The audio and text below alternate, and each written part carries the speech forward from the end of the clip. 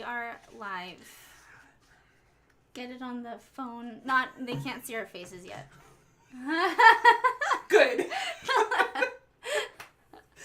I mean, because you smiled and I was like, no, they can't see that. No, it's all good. Refresh. All right. YouTube says we're live. We talk about crime, that's that. Yeah.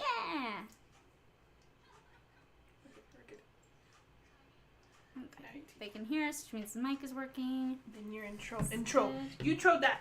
Okay.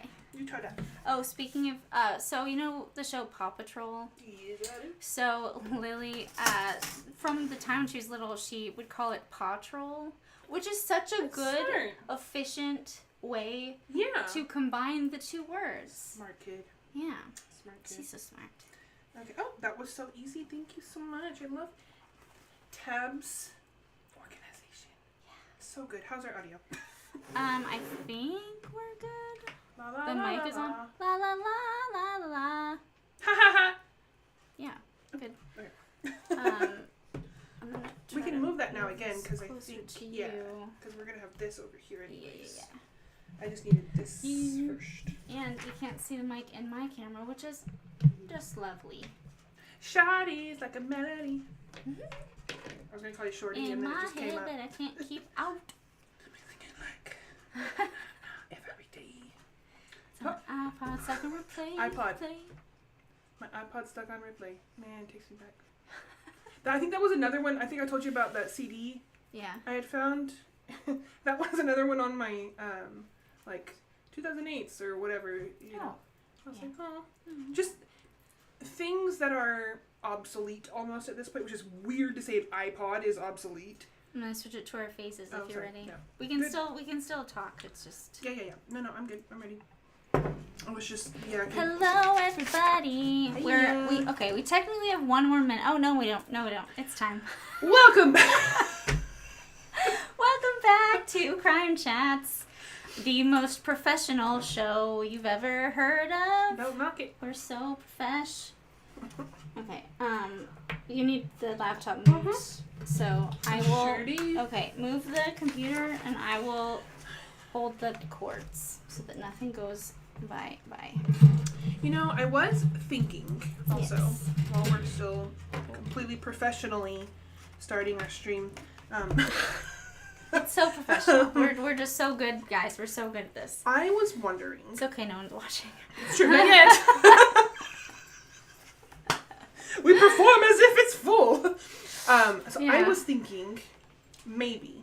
Yes. This will ruin everything, possibly too.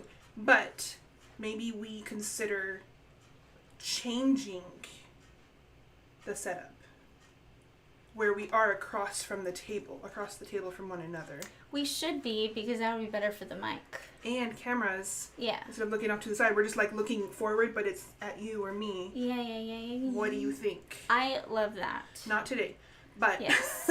We'll play with it maybe for next week. Yeah, I think that's a good idea. Okay. I've had that thought this whole time, but I wasn't sure how possible it was because the room is so small, so I didn't want to bring it up. But with these 2 lights, it should be doable. How do I look in the camera? Beautiful. Okay. All right. Okay. Because I don't have the laptop, and I'm trying not to look at it. True. Because if I look at it, then I won't be looking at you guys, your pretty faces. And so I'm gonna make it even harder for her to look at the laptop. But then, if you need me to I know. She's already in my brain. She's we're good. thwarting my attempts to make it more Okay, difficult. so now that we have all the random chit chat out of the way. Welcome back to Crime Chats. I'm Hillary. I'm Lisa. And thank you in advance for stopping by and hanging out with us or watching in the future. We love it. We also thank you for supporting us by subscribing, liking, following, sharing, commenting, all free things you can do. All free. Or if you really feel compelled, and we would love it if you did, but we don't knock you if you don't. If you feel compelled to support us financially, how do we do that? That would be amazing. You can go to Buy Me a Coffee and just look at Crime Chats, and there's 2 tiers right now. There's a $10 a month that'll give you Pacer, your own mini-sodes with a wealth of more information from Pacer, and then $15 a month will get you access to our Discord, so you can chat with us on there. Plus the other stuff. Yes, so plus plus the mini-sode and Discord, for $20 a month, which sounds like a lot because this is the year of our Lord 2026. And anyway, I feel really bad asking people for money these days. Yeah. But we are a small show, and we are working on like a goose egg budget right now, so. Yes, a negative goose egg. I don't know if that's possible. Math, that's illegal in math. You can't have negative 0. Whatever. You can't. Yeah, you can't, I guess. So, today, I think I say it every week, is a doozy. We are starting a new month. Happy August. Happy birthday month. Yay. And August's theme is not guilty by reason of insanity. Mm-hmm. So we are covering cases with that involved. Either the person is found not guilty by reason of insanity, or they tried to play not guilty by reason of insanity. Regardless, has to do with that theme. Okay. And today's our first one. Yay! It's long, but it needs to be, because we need to understand a lot of stuff, and we're dealing with mental disorders and illnesses, so there's a lot of kind of diving deep into diving deep into those kinds of ideas. And if you like our silly shenanigans, stay tuned for more. Okay, so as usual, I need you to close your eyes. And you are going to imagine it is the year of 2008. You are a man. Okay. A young man. I'm always a man, anyway. Thoughts, because we could do a lot of women in May, but true, okay, we're not getting on a rabbit hole yet. Come on, Hillary, you can do it. So, you're a man, you're a young man.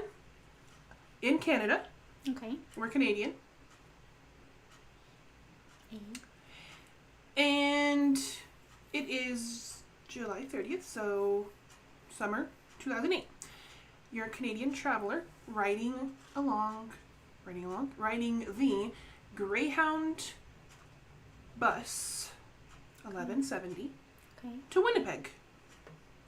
You are currently in Edmonton, so you're going from pretty much the far west all the way to far east. That's where last week's thing happened, in Edmonton. Interesting. I knew it was Canada. I couldn't remember the city or the location exactly. But so nice. We're coming back to similar grounds from last week. Full circles everywhere. So from Edmonton, west side of Canada, to Winnipeg, which is on the easter side of Canada. Very long trip. Okay.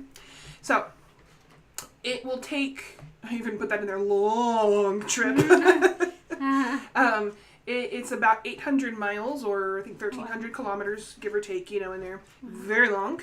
And of course, they don't just go continuously. You got to stop and get gas and snacks and stuff. So, as you're preparing... And sleep, right? You can sleep on the bus. Oh, okay. Yeah.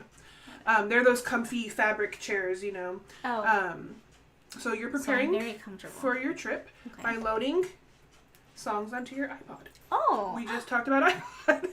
Oh, man. I know. And that's what we're talking about. Blast from the past with the wheel. Shoddy. Yes. It was my first one too. It's all thick boy. Yeah. And barely anything. Yeah, anyways. Okay, focus. In the zone. You're a young man on a Greyhound bus. Got your iPod stocked with nice songs, maybe an audiobook or podcast or two. I don't know if podcasts were really hot back then, but you're getting ready to just settle in and take a nap. And before you close your eyes, you kind of notice right across the aisle from you, so it's like a 2 seats aisle, 2 seats. Okay. And then the windows kind of on each side of those. Okay. So you notice across the aisle from you is sitting a man who's catching your attention because he's acting oddly. He's wearing sunglasses inside, but it's 8 p.m., so it's dark outside. I wear my sunglasses at night so I can Sorry. Anyways, that was beautiful. So are you still imagining? Yes. Okay. That's not the only thing about this traveler. He also has a roll of toilet paper that he never puts down. It's always touching him. Even in a moment, you'll see that he starts to rifle through his carry-on bag at his feet. He wedges the toilet paper roll between his neck and his chest while he rifles through his bag. So just kind of odd behaviors from this traveler across the aisle from you. Suddenly, this passenger pulls out a large hunting knife and begins stabbing the man sitting next to him. Oh my god. Up against the window. That escalated very quickly. There was no precursor to that. And people later will kind of understand witness testimonies that they thought this was like the two men were having an argument or, having a squabble and fighting each other. Am I done imagining? No. Okay. Someone screams, "Stop the bus!" It's all a blood-spattered blur. Oh my gosh. As you and the other passengers run toward the exit door. Clamoring to get out. Get me out of here. The crazed man has managed to decapitate the passenger. Oh my god.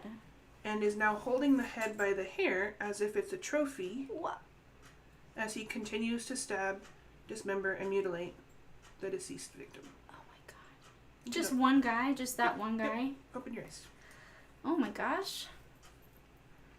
Dang. This is the case of Vincent Vince Lee, Okay. the Greyhound killer.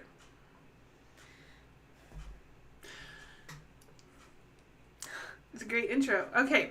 That was a great intro. I'm hooked. There is, again, a lot to this whole story, and we're in Not Guilty by Reason of Insanity season. Okay. So kind of keep that lodged back there, too. Yeah, that's been in my head this whole time. Okay. Let's get to know the victim. Okay. His name, he was born Timothy Richard McLean Jr. on October 3rd, 1985 in Winnipeg, Manitoba, Canada. So, like he's going back home on this bus, right? They were headed, Okay. the route was going to Winnipeg. Okay. In his childhood, he was always like the life of the party, super active and chatty and totally extroverted. Oh. Can't relate. But he was a thrill, he was a fun person to be around and enjoyed music. And once, the early 2000s hit and we got cell phones in like everybody's pocket, he loved taking short videos, Vines, if you remember. I loved Vine. Of just like fun stuff in his life, his friends and their travels and silly things. He was just enthusiastic and a joy to be around. When he was a young adult, he joined the circus. Oh. Not circus, the carnival, I'm sorry. Huh. The traveling, let me get the title right here. He was on Western Canada Carnival Circuit. Oh. And cool. he was a barker, which is those people that are like, come and get your tickets, like, oh, on, can you get three in a row? Like he's just like standing there, it's like an attraction. Man that barks! The barking man! No, he was like the booming, enthusiastic voice of the carnival, Oh, cool. And he loved it. He absolutely loved his job. He loved... Yeah, I feel like that'd be really fun to work at a carnival. The high energy and just all the time, it was just lights and fun and laughter and, all these just... It was a good vibe. And happy people, yeah. Right. And the people that he worked with, obviously being at a carnival, or I said circus first, but I kind of relate those two very similarly in my mind. You get to know your workers like a little family. Mm-hmm. And so that's kind of what he did. And they got to travel, so he loved to travel, and that was just kind of like the perfect job for him. Yeah. And so we fast forward to 2008, mm-hmm. when he was ending a pretty long stint, contract stint with the carnival. He's like, you know what? I'm going to go take a week off, go back home. Yeah. And he was in a pretty serious relationship at the time. His girlfriend was pregnant. Oh. And he was like, I think it might actually be time for me to just kind of grow up a little, not grow up and like, you need to grow up, but like, it's time to settle down. It's time to, you know, think about. Okay, that makes sense. Adult life things, you know, and I'm having a kid and my girlfriend, you know. So he's going back home to Winnipeg. His friends had even offered to purchase him a plane ticket because it was so far. And he's like, no, I enjoy the ride. I want to go on the bus. And unfortunately, that would end really terribly for him. We have hindsight. Should have taken the ticket, but who knows? Yeah. You know? That's sad. I was just thinking of when you were talking, he's like really extroverted and everybody loved him. He's life of the party. That's like all death is hard. Like it's hard to lose anybody, but I feel like the people that are, you know, like that, like extroverted, it's like suddenly it's so quiet. Right. When they're not there anymore. Yep. So I was just thinking about that the whole time. I was like, oh man, like, you know. Yep. It must have been such a big, like, suddenly there's this big hole. Void where his voice was and where his personality was. That's so sad. Yeah, he was a big human, like, in the sense of, you know, character and personality and... Yeah. Yep.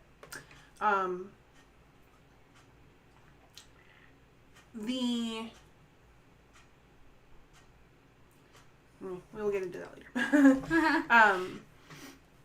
At this point, so I have a map, and I'll show you in a minute, but it's the map of the Greyhound bus 1170's route, where it started, each kind of planned stop or stops that they made, intermixed, interspersed, and then all the way to the end. So it has all those kind of blocked out like that. Okay. And you can tell, obviously this isn't the only bus that takes this route. But bus 1170 is where this tragedy happened. There was another bus going the same route that had left, 2 days earlier. We don't know the bus number right now, it's not important. But there was another person on that bus. So right now they're on different buses. Okay. This person is Vince Lee. Okay. And I'm going to get back to that second bus later, but let's understand Vince a little bit. Let's get to know him. Okay. Because if we're going to understand what happened on the bus, we need to know what happened before the bus, right? Okay. So, I'm asking everyone listening, watching, to have just to try to scrape your brains free of any bias you might have toward murderers. Might be kind of hard, but try. This person is just a person. Think of it like that, okay? And there's a reason, clearly. So Vince is a whole, like, we could spend a month talking about Vince. Oh, wow. It is a fascinatingly harrowing story. Oh, wow. Okay? So when you heard the intro of me telling you what he was doing to Tim, the inkling or the presumption, I imagine, because it was for me, is to think of this person as having a violent history or a rap sheet of incarcerations and things like that. Yeah. That wasn't Vince. Okay. Vince was a very unassuming, calm, quiet, keep to himself kind of guy his whole life. Okay. Vincent was born in China. Okay. He is Chinese. In 1968. That's not what I imagined in my head, but yeah. Right. Lee, L-I, Lee, last name. He was born in China. He was born prematurely. Okay. Which really did affect his early childhood. He didn't start walking or talking until he was about 5 years old. Oh, wow.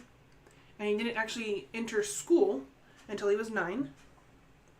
And again, I'm not Chinese. You're not Chinese. Nope. everything I know about Chinese culture and families and children and education comes from other sources. I have never been. I don't know, those kinds of things.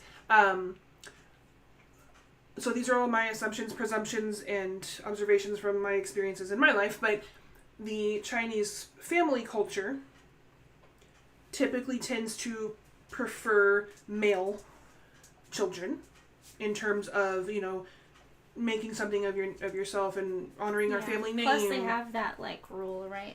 I don't know if they have it anymore. Okay. The two kid rule? Yeah. I'm not sure. Yeah. So if the first is a girl, you can try again for a boy. Right. And that also might have something, again, it's been a long time since I've looked at these data, but it might have to do with the population being more female-centered or more heavily female populated than male. So they were trying to... And what I'm saying might be completely wrong or off base. I'm just going off of what I've heard. I didn't really look into it. Well, this was me 10 years ago when I was teaching world cultures. This was kind of data that I would look at all the time, to teach kids, to teach students this. Right. But anyways, then that's what I'm thinking of in my head. It wasn't a very equal disbursement of male versus female citizens. Okay. So that's kind of where that... they were overpopulated, the 2-kid rule, but the government was lenient on if it's not a boy first, you can, that kind of thing. Mm-hmm. Nowadays, I'm not sure because I haven't taught world cultures in a long time. Anyways, all of that being said, there wasn't a lot on, provided on his social part of his upbringing, like how his family was, or things like that, or was he supported, or was he ostracized because he was delayed in, I don't know. That wasn't provided. So we don't know. But what we did know is he didn't follow, again, my brain as an educator, we tend to think kids who are delayed in development tend to have a lot of struggles in school. Right. Because, it just makes sense to my brain. Yeah. But that's not the case for Vince. He actually excelled later in his schooling, and he went to college in computer science. He got a degree in computer science, which is awesome. That's hard. It's not easy if you're not familiar. And so that was really cool for him. I lost my train of thought. School. In 2001, so he was just at 30 years old or 31 years old, right? 68 to 2001. 31, 32. Okay, yeah. So. Well, I jump up to 70. 1970 to 2000 would be 30. And then plus the 2 plus the 1. So yeah, 31 to 33 years old. He immigrated to China. Okay. And... You went to America from China? Or no? He immigrated to Canada. My bad. Canada. I was like, he wasn't in America. What are you talking about? I'm the one who made the mistake. And I'm blaming her. We're both wrong. Okay. No. Mm-hmm. He immigrated to Canada. Both C's. I guess that's why I'm like, no. Yeah. In 1961. And... No, 1961. 2001. Girl. I'll get it. You looked at me like that, and my instinct was to say sorry, but then I was like, what did I do? Girl was talking to me, but we're reflective of eeach other, so I am kind of talking to her. What did I do? In my own body. It's, I'm sorry. Okay. I'm not sorry. Girl, stop apologizing. 2001. Yes. Vince immigrates to Canada. To Canada. Yes. And Canada was importing, what do you call that? You're a person who looks for employees, recruiting yeah. people to come and work for them in the, and I wrote it down here too. It was they needed, or they were looking for more upstanding or educated workers. Okay. So they didn't need blue-collar people. They really needed people to fill white-collar jobs kind of situation. Okay. Doctors, lawyers, higher intelligence people. Not that, a janitor's not smart, but, someone who had the credentials to back up a white-collar job. Mm-hmm. Okay, we have white-collar, we have blue-collar. Nothing's wrong with either. But I wanted to... Oh, here it is. The Federal Skilled Worker Program. That's what Canada called it. The Federal Skilled Worker Program. Okay. Skilled workers. There you go. That's a nicer way to put it, I guess. Got it. So it was a really competitive kind of program of being accepted. Mm-hmm. Canada was looking for educated professionals. I mean, that's ultimately what it comes down to. And computer science clearly is one of those things. So that fit the bill perfectly for Lee. Yeah. Now, he arrives. He's hopeful. It's a brand new start, fresh beginning. And I imagine, again, never having moved anywhere, like physically and permanently pulled up everything and gone to a completely foreign land. Yeah, that's a huge change. Everything is new. Everything is foreign. Yeah. The grocery store layouts, your transit.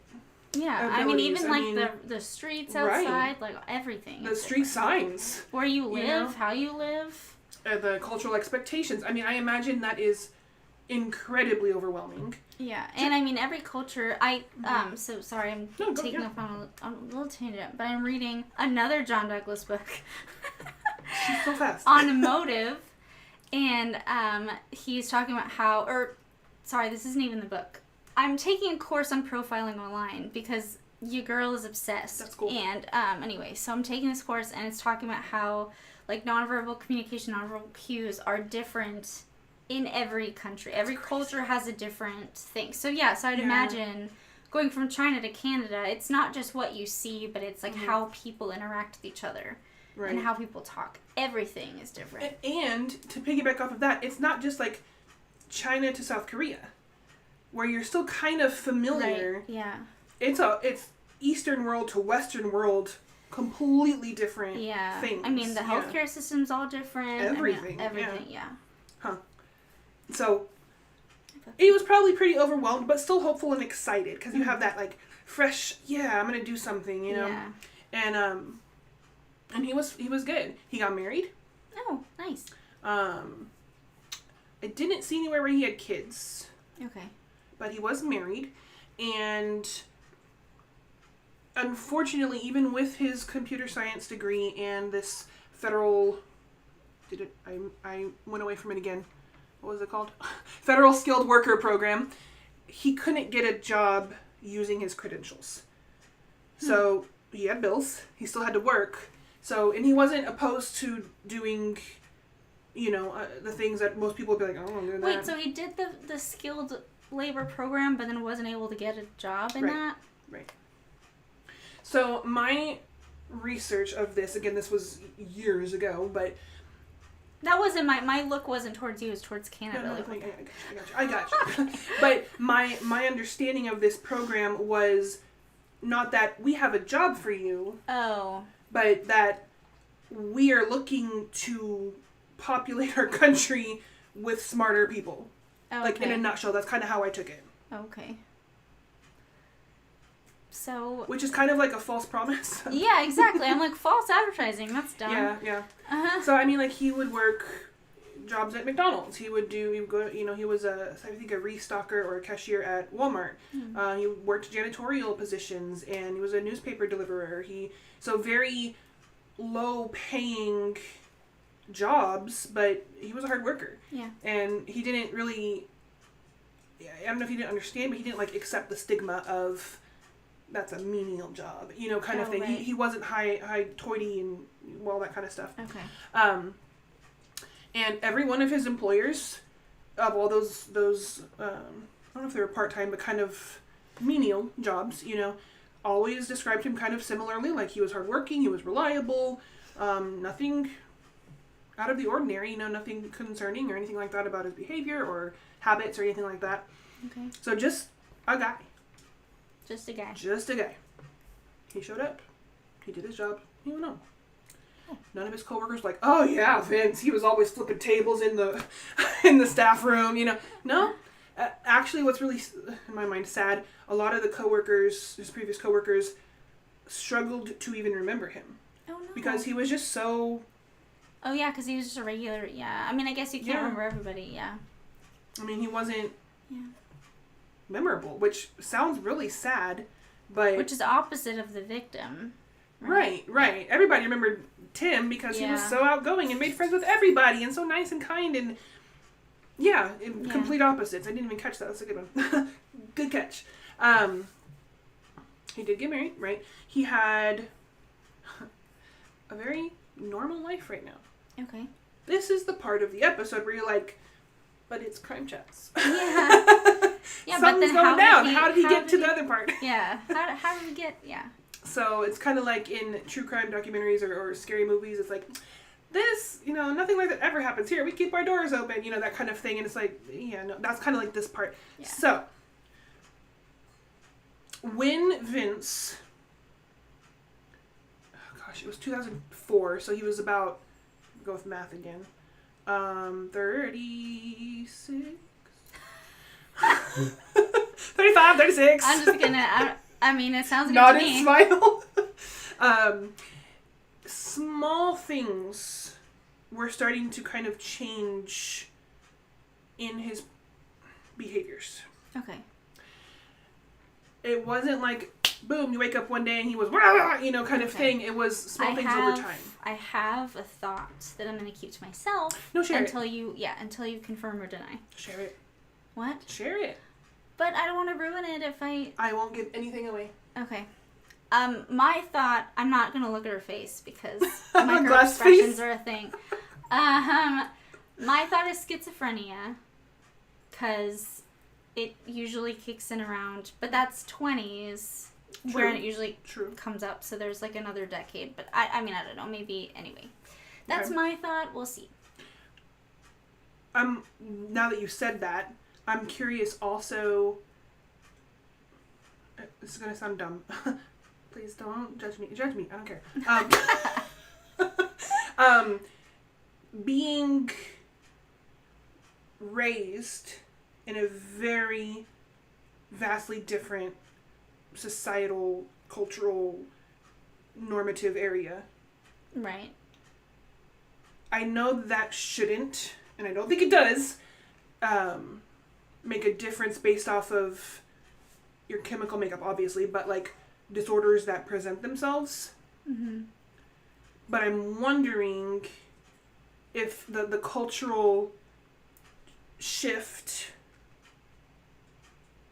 either delayed onset of whatever or going to Canada, like that, going there. And, the big shift would have exacerbated it because it's a huge stressor. Right. But I'm thinking so I've never been to China. I've never grown up in China. Obviously, I don't know, but maybe they're so structured, right, as younger people that he wouldn't have it wouldn't have really come out as odd as much, right? Or his odd behaviors would have just been corrected immediately, and then he wouldn't have, nobody would have looked further or been like, why is he anyway. And that's kind of what I was going with there. Also, being in South Texas, we have a lot of niche kind of pockets of cultures, and specifically, and this is backed up by scientific journals, I promise, they're in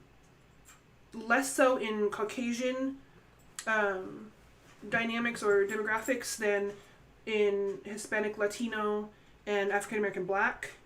There's a lot more in the minorities of those two anyways. I'm not sure about Asian cultures, but the Hispanic, Latino, and African American Black cultures, there's a huge stigma around mental disorders and defects. Yeah. I've heard that too. And that was one of the courses I took when I was doing the MFT. Oh, yeah. Was about cultural thoughts and things surrounding mental defects, disorders, and things like that. Yeah. So I'm curious about the Asian population, if there's also we don't talk about it, or we'll handle it in-house. You gotta think there probably is, just because the kids have to do well in school, and they have to become something great, and they have to bring honor to their families or whatever, and so it's all about that, and so there's probably a huge stigma. I would imagine. I just haven't looked into that or seen that across anything that I've researched. Yeah, or looked that's my guess, but it's a guess. I don't know. Right. Anyway, so that you talking about it possibly being schizophrenia, where you were saying it doesn't really show up until your 20s, mid-20s, but he's past that, and I'm like, well, that's what I was trying to get across was, is there something culturally... Yeah. So maybe it does make sense more than I thought. More than it doesn't?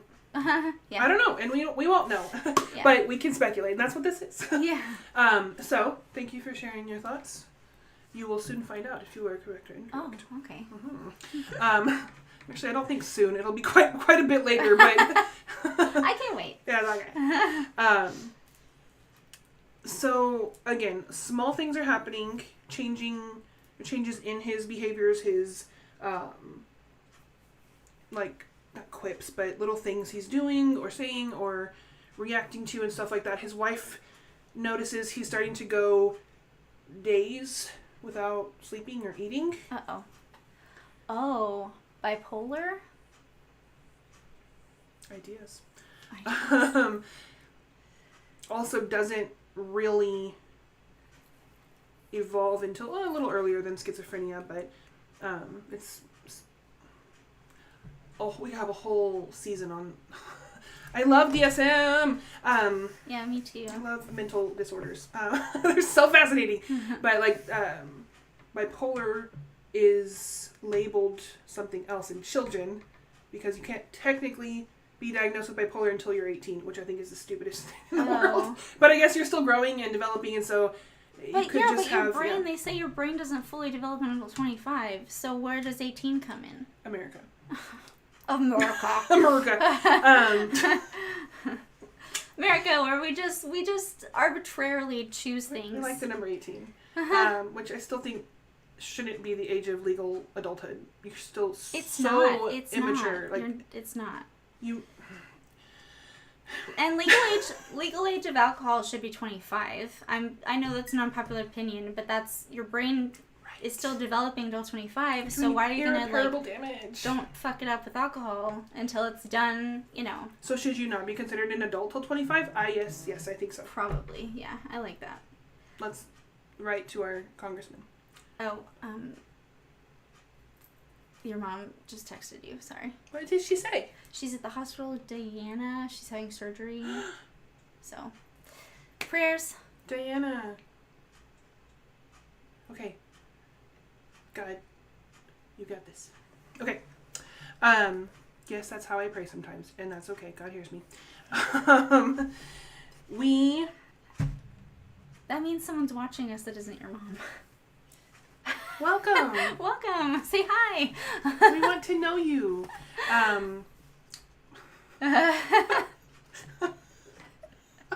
Okay. Whew, we're such dorks. Okay. But that's why you watch. Okay. So, the little things, wife is noticing he's not eating or sleeping for days. Okay, that's not good. Which takes me back to college, because I went to college originally to be an architect.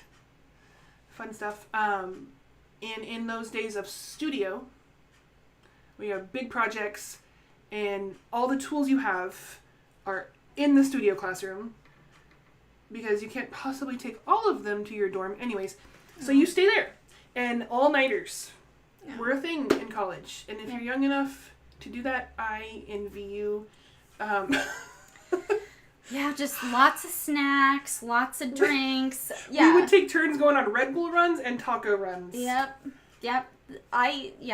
There were like 5 or 6 of us staying in studio. Yep. Lots of all-nighters in the JPL, which is the library at the UTSA. So we called them like JPL, and you could get like a tiny room. Mm-hmm, like a study room kind of thing? Like a study room, yeah. So like a tiny one for 2 people, or like bigger one for more people. But like honestly, like we would do like maybe 1 hour of like the work, but then the rest of it was just like screwing around. I mean, that's part of fun of college, right? There was a big whiteboard, and we'd write like, I'd write like boobs in the corner, and like, you know, just dumb college shit. Can I say something that I completely forgot about until now? About a study group? Yes. This is something, talking about haunting memories that affect me probably only because I feel like awful. I talk about like remove foot from mouth situation. This was probably the first one as an adult. Oh God. And obviously young adult in college, but I was in a study group, and I think at this point I had changed majors over to education, so it was probably like junior or senior year, which makes it worse because I should have known better. But we're up in Dallas area, so there was, for when I went to college, I was up in Dallas area, hugely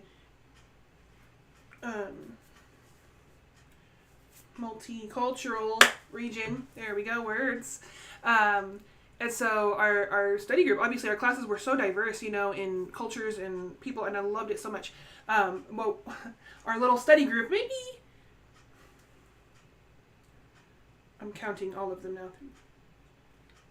7, including myself, on a good day. But sometimes, someone can't come or it interferes with this class or whatever. One of our study group members, was a practicing Muslim, and she, guys, forgive me, but it's confession moment right now. I've forgotten about this moment. We were in the middle of studying for some big exam, and a wailing alarm, literally it was wailing, comes from her phone. And I laughed at it. Apparently, that was her timer for prayer, because in the Islamic faith, there's a very specific structured prayer schedule, throughout every day, and it was like the sounds of prayer wails. That was her alarm, and I felt immediately like the biggest, I don't even have a word, but I was just like, I don't judge you for that. I mean, if it was quiet and then suddenly there's like a kind of a loud noise, you're going to just react to the noise. You're not immediately going to think what it could be based on who she is and what's happening, right? I just remember feeling so, like, I wish I could just crawl in a hole right now. And I was okay. Oh. But I learned that day, that's what that noise was, and I was like, oh, that's cool. If it helps you feel better, the one that I shared with you earlier today was worse. I don't think so. Okay, really? That's funny. Okay. Wait, Okay. it was a moment. So, okay. That was my confession of my Confession of the day time. Cultural ignorance as a college student. I'm better now. If you're watching this anytime in the future, please forgive me. Person, I won't say your name. You know who you are. I forgive you. So, culture. I guess that does make, it does kind of connect to our story, because full circles everywhere. We are full circles. So, all of this, going back to college and all-nighters and stuff, one all-nighter, no biggie. But Vince is going days without sleeping, without eating. That's and my first thought on this was, sleep deprivation can do a lot to your brain, your perception. All the moms, we understand. Exactly. New parents, old parents. Yeah, it alters your character, in ways that maybe you're not so proud of, and maybe you're like, I didn't know I could do that. But I mean, kind of keep that in the back of your mind too. He's sleep deprived. He's not eating, and then this is happening over an extended period of time, right? It's not just wakes up one day and starving and can't sleep. It's day after day, week after week, and then the wife is noticing he's just crying. Like, all you're the not time. Sleeping or eating. And there's like no reason that she can see why he would be upset to be crying. So okay, well now I'm more leaning towards bipolar. Because mania and then right. But if he's crying while he's also not sleeping or eating, yes, then that's. So there's periods of time where just like sobbing uncontrollably. Oh. And she's like. Okay. And then he starts talking about God. Huh. Okay. Not in a like, I'm thinking about whatever, existential kind of thoughts. But it's like something now has flipped, and he's convinced God is talking to him, not figuratively, not theoretically, he is talking to me. Okay, now we're back to schizophrenia. And he's chosen me to save the world. Okay. And at this point, the wife is like... I mean, yeah. I'd be like, well... okay. The whole world, I don't know. Yeah. It's a big world. He believed God was communicating directly with him. Okay. Giving him... Could he hear stuff, or was it just thoughts? Okay, yes. he could hear. He was hearing God's voice. Auditory hallucinations. Okay. And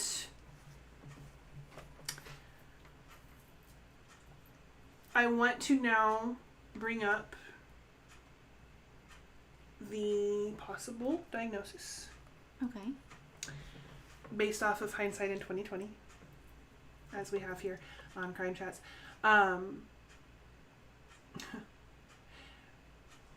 I think there's a misconception about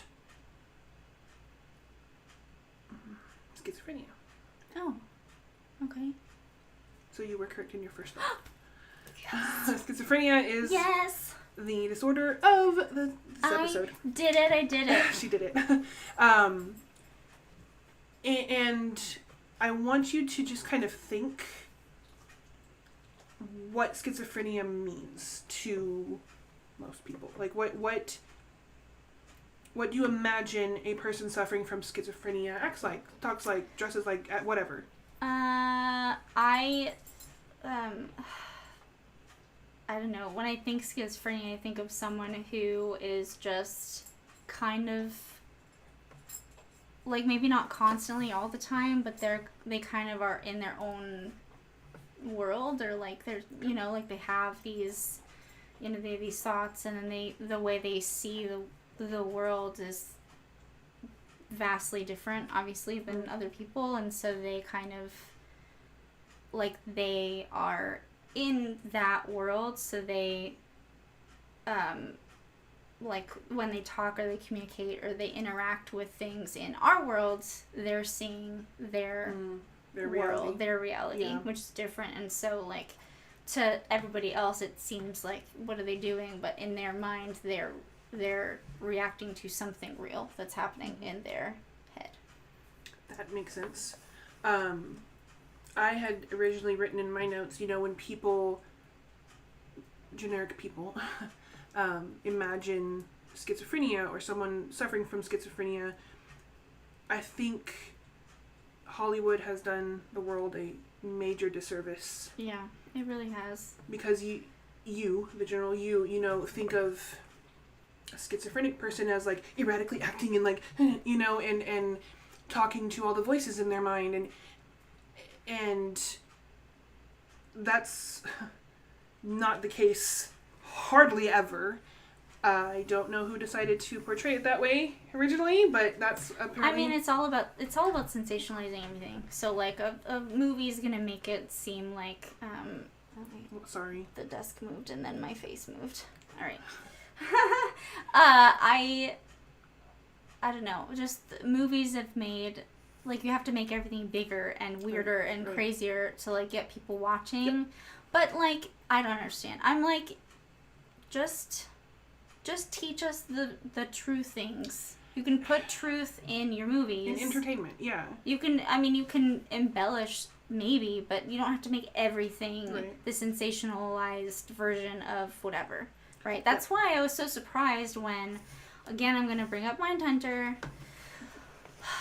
but the show Criminal Minds, I love that show. I do too. And when I started reading Mindhunter, I didn't realize that's actually, that they do call it the BAU now. It was the BSU, and now it is the BAU. They do call they do call them unsubs for unidentified subject. And so I was surprised when I read the book, and I was like, oh wait, I thought everything was fake in shows, but I guess, so you can do it sometimes. I'm laughing because in the book Mindhunter, I was remembering that part where they were talking about, we need to rename the group because I'm tired of the BS. Yeah. For behavioral science. I was like, that's funny.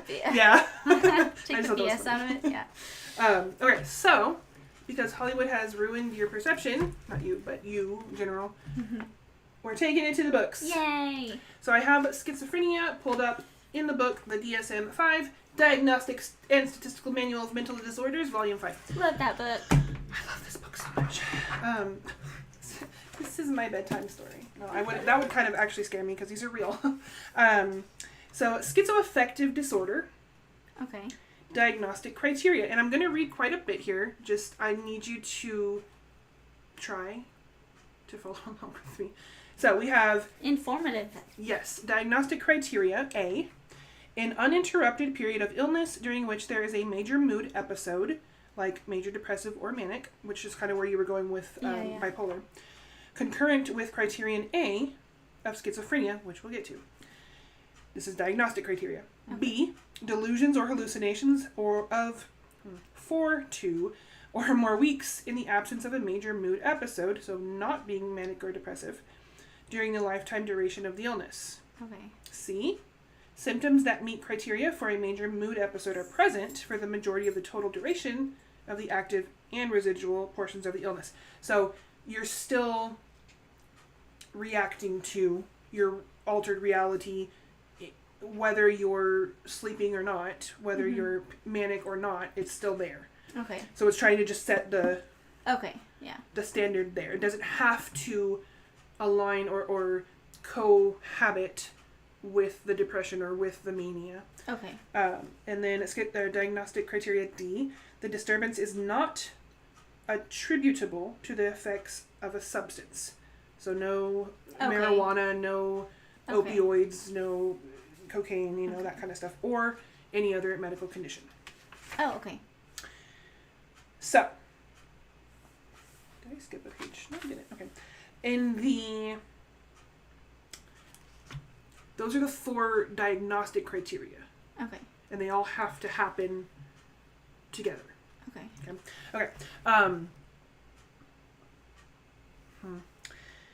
Diagnostic features.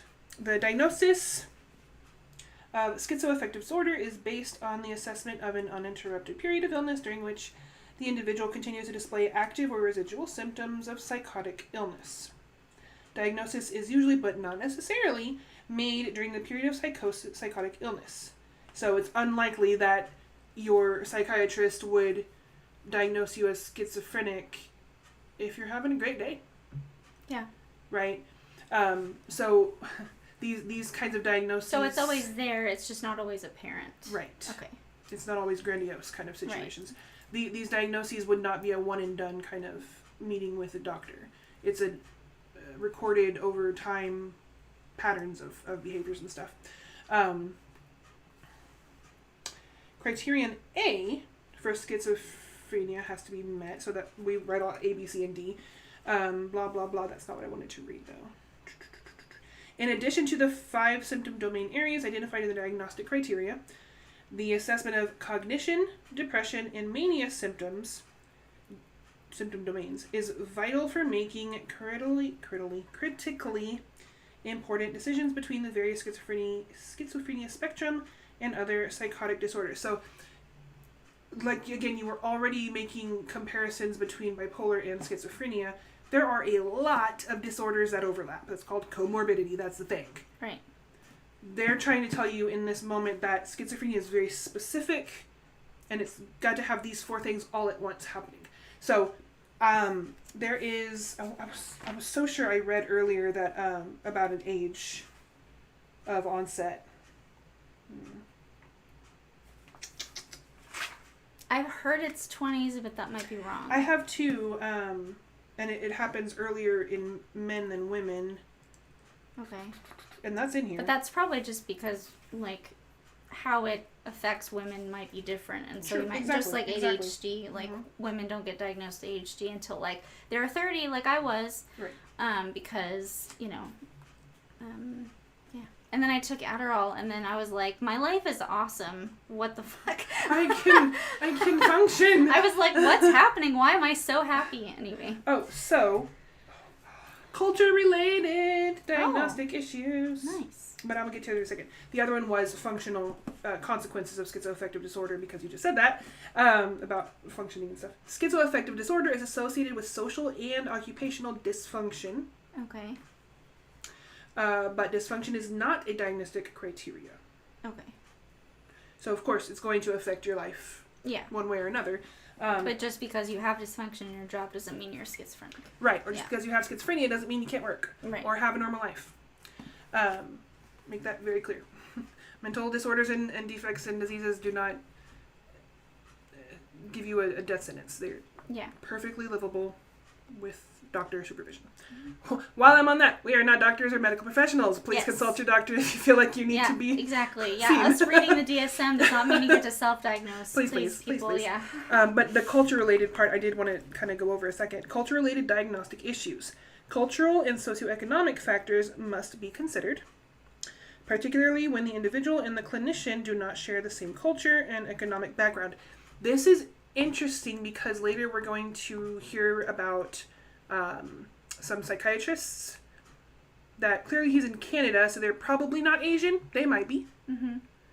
But it does make a difference, unfortunately. Yeah. I mean, you inside your own racial, ethnic bubble. Plus just the comfort level. Exactly. That's what I'm saying. You don't understand as much as you say, oh, but I whatever. I don't see color. I don't see that.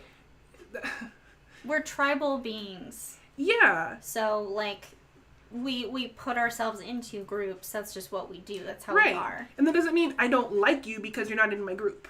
Yeah. It's, you don't understand me. I don't understand you on the level that maybe someone in my bubble does. Yeah.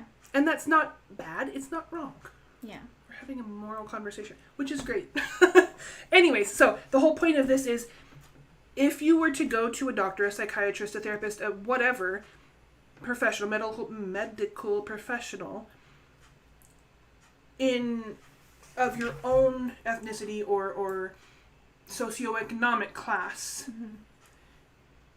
it's almost like inherently, without trying to, you trust them and their opinions, their professional opinions, more, or you believe they understand how XYZ is affecting you because we're kind of similar in that sense. Right. So I just think it's really interesting of that, because there's obviously scientific evidence of those happenings. So ideas that appear to be delusional in one culture, like witchcraft, may be commonly held in another. There is also some evidence in the literature for the overdiagnosis of schizophrenia compared with schizoaffective disorder. I feel like these days there's overdiagnosis for everything.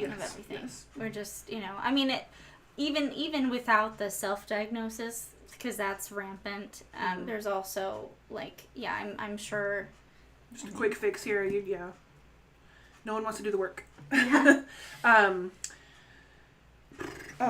I didn't finish the sentence. Oh, and it would have been really helpful. It's not you, it's me. Uh-huh. It's not you, it's me. So there's also... Are we breaking up? There's also some evidence in the literature for the overdiagnosis of schizophrenia compared to schizoaffective disorder in African American and Hispanic populations. So just back to what I was saying, just those are the ones I'm also more comfortable with understanding in that sense. I don't have a lot of experience with the Asian population. So care must be taken to ensure a culturally appropriate evaluation that includes both psychotic and affective symptoms instead of just psychoaffective. So there's, we could read all day. If you want me to, I can start a channel. I will. Suicide risks are higher in schizoaffective disorder. Yeah, I'd imagine. Because your reality is literally altered, and I don't know, because I don't have schizophrenia. I imagine that's alarming if you're experiencing that. Yeah. Yeah. And you don't know what's real and what's not. Sorry, this is another, it's related, but it's random. I was watching a show one time. It was like a medical drama show, but the ER psychiatrist, he had like this VR headset to kind of people that didn't know what a mental illness felt like they could put this on, and then like so this one doctor put it on and it was like constantly like you're the worst and everyone hates you and you should just like constantly, and so he like ripped it off and he was like, oh my god, you know, and like it's just you know, but that was really interesting. I wonder if that kind of thing actually like exists. It does. I know. Well, I don't know about like the negative self thoughts, but sure, if you wanted to practice that, that's. And then it was like that guy's gonna kill you, and like this guy's general paranoia. Yeah. It was just constantly these thoughts. The only correlation to that I know does exist in real world situations is a dementia. Okay. I didn't know the dementia practice. I don't even know like to be able to kind of wear. I don't know if you've heard of drunk goggles. Yeah.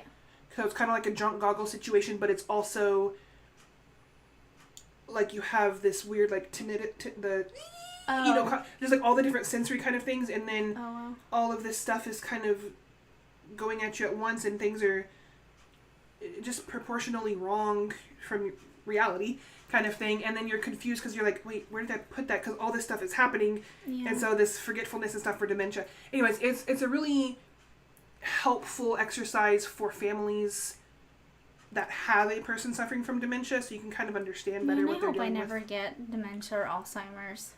Same. Do crossword puzzles every day. My grandpa when he was alive, he every single day crossword puzzles to like exercise his brain, and he never had any like he was always super sharp. Well, and till the end. With the I have MS, right? And since I've been diagnosed, and probably even before that, because I have a family member who also has MS, the encouragement of doing that, exercising your brain with, I do Sudoku or the Mahjong, you know, matching things, just keep your brain engaged. Doing something, not just staring at a screen all day, or read a book, you know, like always be doing something to engage your brain. Turn your TV on subtitles only so you don't hear it, you have to read it. Right. So again, not medical professionals, but real world situations that we are in. So back on track. Back on track, yes. Back on track. That was all very interesting, but like it is. And we're about a third of the way through my notes, by the way. Oh, okay. Just letting you know. I'm here for it. And it's I think it's important, being the first episode also of this season, of this theme, we need to practice seeing things, like be in their shoes kind of situation, from a you know. Different lens, so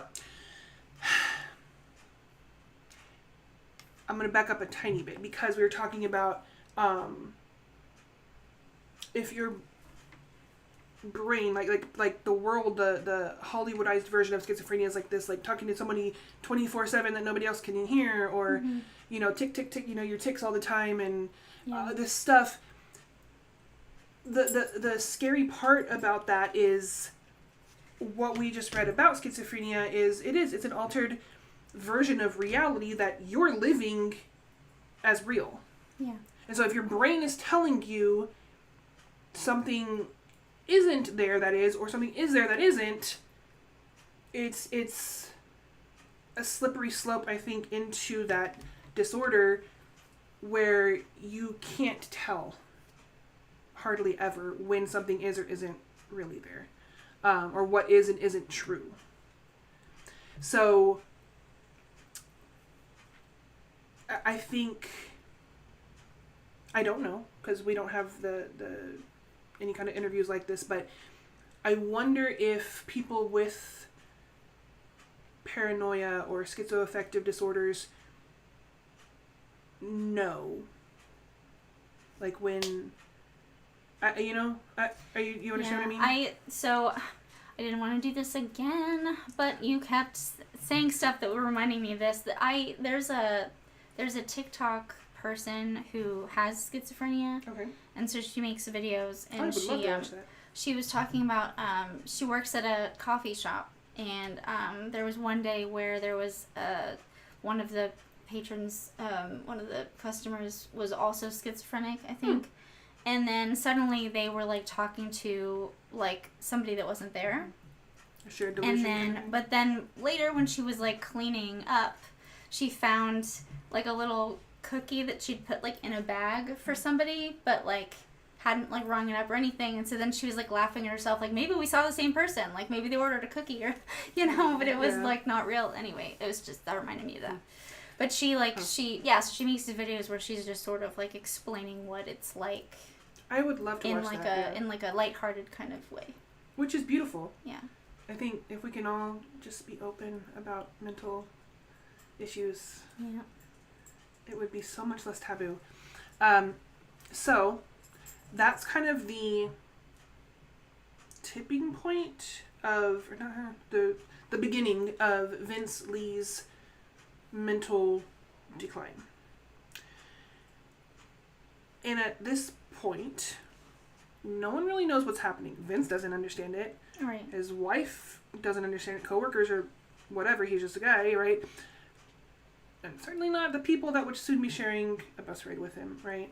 Nobody, you don't know anybody's situation ever. Yeah. Just be kind. It's not that hard to not be kind. It's not that hard to be kind. It is. It's not that hard to not kill people. We need to not mix those up. Yeah. Yeah. It's not that hard to not kill people, and it's not that hard to be kind. Okay. Yes. Focusing. So, all we know at this point, 2001-ish, is that something's not quite right. Okay. The worst part is the people who love him can see it, but don't know what to do. Yeah. 2006, so a year and a half, 2 years before the Greyhound incident. He's about 36, 38-ish. This is his first documented event episode. Okay. So, he's gone days without food or sleep again. He's been, crying hysterically for no apparent reason to the outside world, right? Got the visions of God, him telling him to do stuff in his brain, and he's convinced that I am the Messiah, pretty much. God tells him, you are the second coming of Jesus. Oh. God also tells him that there has been an invasion of aggressive alien species. Uh-oh. Masquerading as humans. Okay. And it is your job to eliminate them. God commands Vince to eliminate the evil forces of aliens within, I'm assuming, that humans. reminds me of that couple that... Folia do? No. We haven't covered them. Oh. It was a big case, but she Yes. They shot both of her kids. The children, they were, JJ and yeah. Yeah. I was just thinking about them yesterday. That's insane. Golly. Yeah, they shot them because they're aliens or whatever, and she's still in prison. She did an interview recently. It's on YouTube. Yeah, she's scary. Watch the poop out of it. It's scary because it's just, yeah, that would be a fun one to cover, but hard because of, children. Crime is hard. Anyways, stop it, Hillary. I'm keep moving the table. I'm sorry. Mm-hmm. It's on wheels and I forget we didn't lock it. Okay. It was me. I made the sound. They're gonna bark. Look. See? It was me. It'll be fine. They'll get over it. I don't think the mic will pick it up. They'll get over it. Alright, so we have 2005. Again, okay. He's about 36-ish. Mid-30s. He's mid-30s. He is traveling, just a normal day, and out of nowhere, leaves all his stuff behind, and just goes out walking on the Ontario highway. 2006. This is 2006? 2005. He's about 36. Oh, okay. 2005. Okay.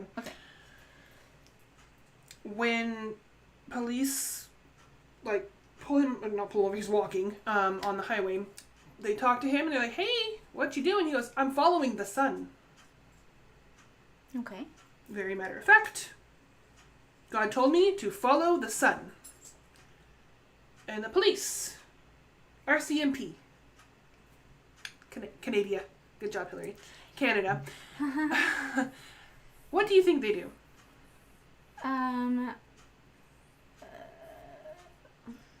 Arrest him? Close. Usually the police do nothing in situations like this.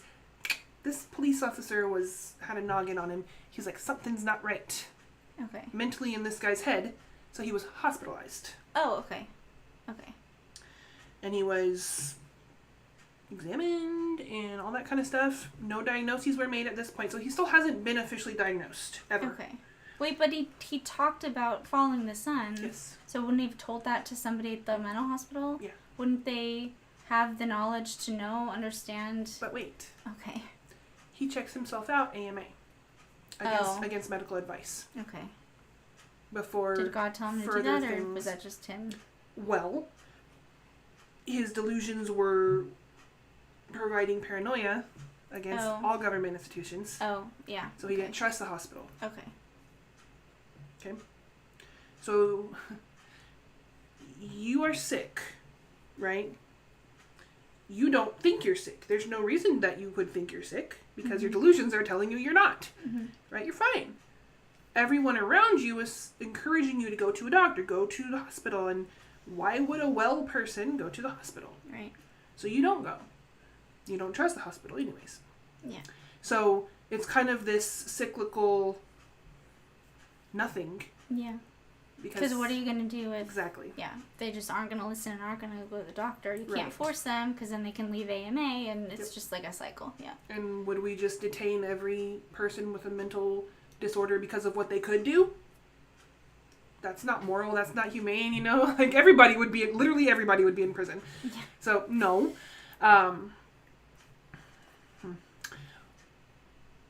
One of the things he did start doing during this time, because he needs to eradicate the alien invasion, he's carrying this hunting knife everywhere he goes to be ready.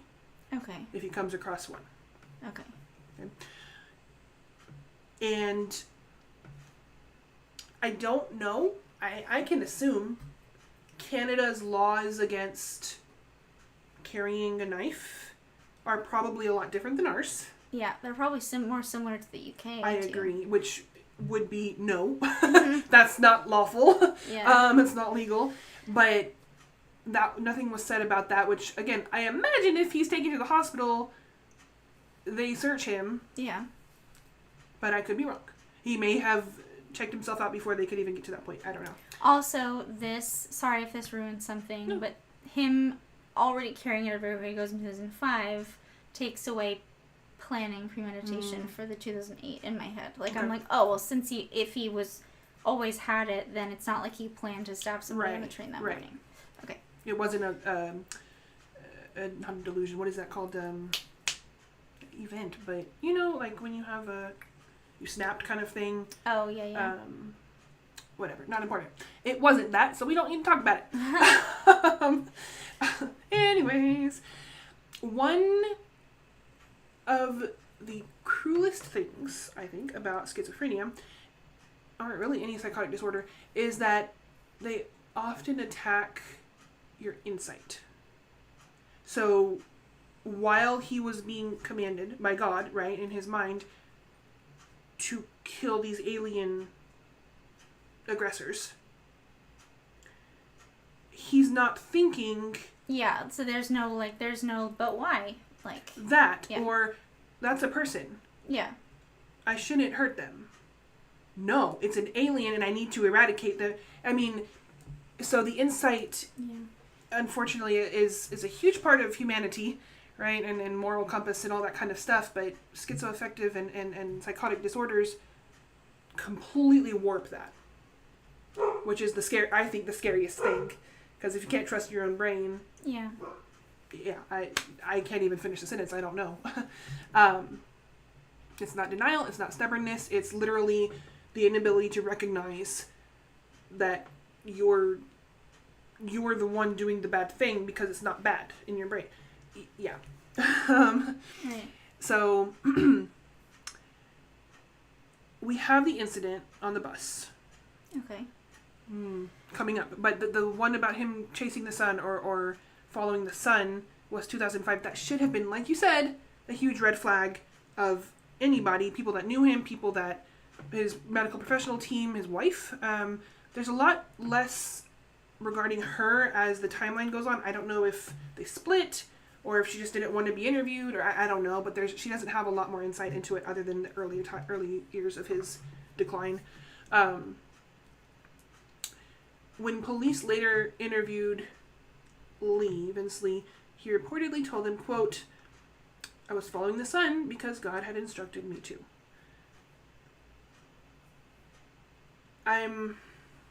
Later we have some quotes too from him.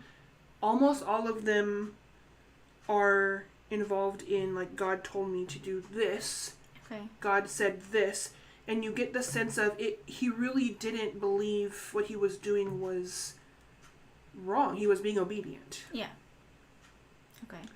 So it's a tough one because, again, I don't know any schizophrenia, burdened people, but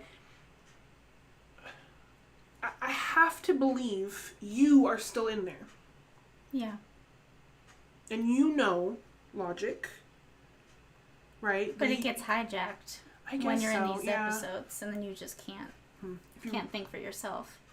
If you really hear a voice in your head, and you really believe it's God, who are you to disobey? Yeah, I was just thinking that, like, if God, for real, like, if the God that is real told me, Lisa, this is this guy is gonna, whatever, you need to do this. I mean, who am I to say no? I'm just a lowly human, and this is like a God telling me something. Yeah. And everybody would look at you like you were crazy. Yeah. And but I would be convinced. Exactly. Yeah. Exactly. So, the juxtaposition of that just eats at me.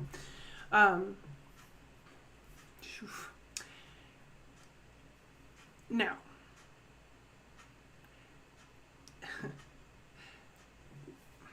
there are moments coming up that it's kind of like, if only they had done this, if only this. Why didn't the hospital chain him to the bed and force feed him medicine? Why, why? Clearly something's off. Clearly something's going on in this man's head, and you just let him walk out. But he hasn't done anything. Yeah. He's walking on a highway. He's not hurting anybody. He's not belligerently drunk. That's the problem, is there's no more, like, preemptive things. There's just, we wait until they commit a crime, and then we can arrest them for a crime, but you can prevent crime. Which you'll be, repeating those words in a little bit. We just don't do that anymore. Most democratic nations, like Canada, U.S., we have laws in place to protect human rights. One of them being, you don't have to stay in the hospital if you don't want to. If if you're an innocent person, right? You can leave. That's why it's called, you have to sign a literal paper, and it has this whole documentation against medical advice. I'm checking myself out of this hospital. Which means they think you should stay, but you have the right to walk your happy self out. Sign this paper that says we don't want you to. Okay, bye. Canada has that. We have that. And it's... I agree that should exist. It's a weird one. It's a weird one because people should have the freedom to leave if they want. But... like, if there's a diagnosis of something major that could potentially put other people at risk. But it could never put other people at risk. Yeah, that's... that's the... It's so the hard. Justice... It's hard. Moral dilemma, the moral justice dilemma, whatever. Same thing with, like, arresting people. It's like, oh, he looks really fishy. He has a gun in his hand, but he hasn't done anything. Get him! Yeah. I mean, like, what if... I don't know. Yeah. Moral dilemmas here. We don't want governments to intervene because we want our freedoms. Yeah. But we also want the government to protect us. Yeah. from potentially dangerous people. It's like, you can't have it both ways, you know? Yeah. I mean, yeah, if like, we want the government to protect us, but we don't want the government to protect us from ourselves. Right, because we're not wrong. Because we're not, We're always in the right, whoever we are, right? Yeah. And the other thing is, we don't want governments to lock up mentally ill people because they're mentally ill. Right. That looks bad. We're all mentally ill at some point, I promise. But if their delusions start becoming violent, or they start saying things like, right. I'm being told to kill all the aliens, right. I feel like that would be enough to contain that. Yep. And that's, I think, probably one of the hardest decisions people in whatever position have to make, because you're going to make someone unhappy. Mm-hmm. And you're going to ruffle a lot of feathers. Can't please everybody. Nope. And human rights in things like that are just a sore subject for a lot of people, and understandably. I mean, there's definite defense there. Looking back, I think it's, again, hindsight always gives us clarity. But who would have known? He was such an unassuming guy. Mm-hmm. Kept to himself. He was quiet. Did his work. I mean, you can't predict. We can't predict the future. That's kind of what it comes down to. So, Vince goes home after his hospital stay, and he checks himself out. Went back to work. Did his job. Lives his life. And, again, coworkers are like, he was just a guy, you know? I mean, again, there's nothing crazy about him. Right. Psychosis doesn't usually announce itself like screaming like, hey, I'm psychotic, watch out for me, you know? Coming through. So it's a...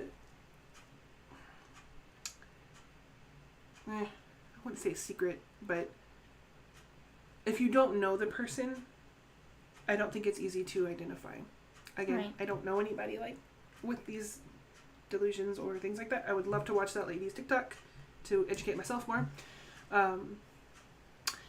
Over time, these beliefs that Vince is being directly spoken to by God become more elaborate. Okay. He begins, his all-nighters turn into like week-nighter all-nighters. Oh no. They're expanding. He's getting more paranoid. He takes a trip on that other bus. Remember I said to come back to it? Oh, yeah. 2 days before, right? Yes. Okay. He gets on the bus, goes for a while, gets off the bus. He gets off the bus in, I have my handy-dandy map here. He gets off the bus in Edmonton, Alberta, on the 29th. So the day before. Okay. And he is trying to sell his laptop, which is a very good laptop. He's in computer science after all, right? He knows what good tech is. And he sees this teenage kid, like 16-ish, and he's trying to sell him his laptop. He's like, $600. And he goes, I don't know, $600. I got 60. He's like, deal. So he sells this like really expensive laptop computer to this teenager for $60. Wow. Made that teenager's day. Right. And then later that evening, he's seen outside a diner on a like a public bench, and he sleeps standing bolt upright the whole night, staring forward. Not sleeping, but passes the night. Wow. That way. Not moving at all. Staring straight ahead, wide-eyed. I think that would alarm me. Yeah. If I saw that. Yeah, it's weird. Don't you have a home, buddy? Are you waiting for somebody? Well, then, the next day, so he spends the night that way. The next day, he gets on bus 1170. Okay. Where Tim McLean is, in the back of the bus, with his headphones on. And Vince sits kind of toward the front. They go down. They go stop.